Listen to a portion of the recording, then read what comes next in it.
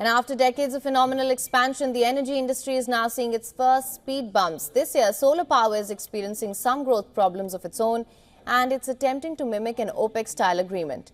Take a look at this next report to decode if this strategy will work for solar power producers.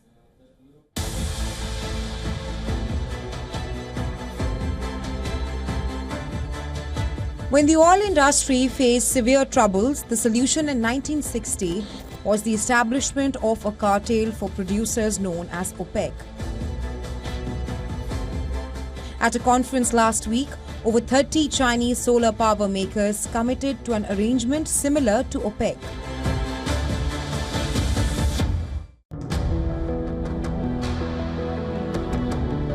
Quotas were assigned to manufacturers according to their current capacity and demand estimates.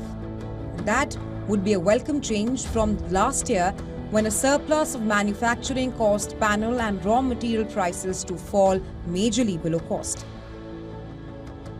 The four largest Chinese panel manufacturers would likely lose 7.7 billion yuan or $1.06 billion this year. The resemblances of oversupply of solar power with the oil glut back in the 1950s, and it is extremely intriguing. Solar power is drawing near the tipping point that OPEC experienced some 10 years after its official establishment. The average annual growth rate of petroleum output from 1900 until the 1973 oil crisis was 7.2%. Since then, the annual growth has slowed to 0.9%. The solar industry is also encountering a similar problem despite beginning with higher rates.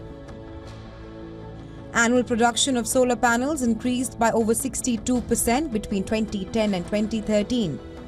Even under the most optimistic predictions, which place the sector far ahead of what is required to achieve net zero, that will drop down to around 10% by the end of this decade, down from 23% in the previous 5 years.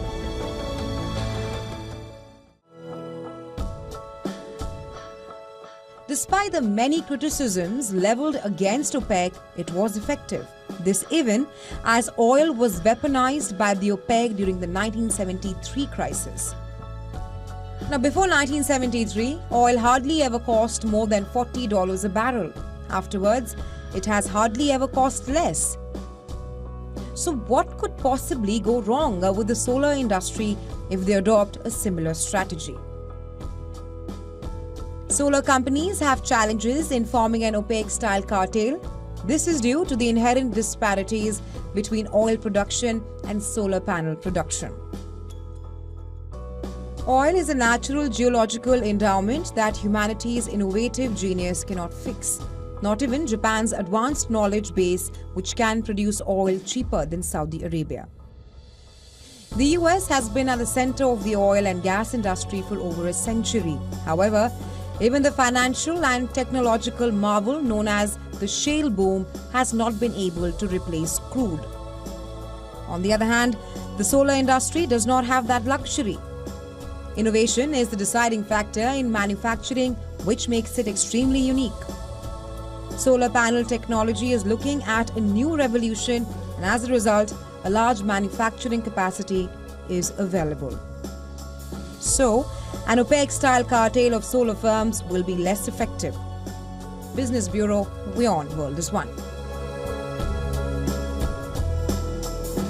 For latest news, download the WION app and subscribe to our YouTube channel.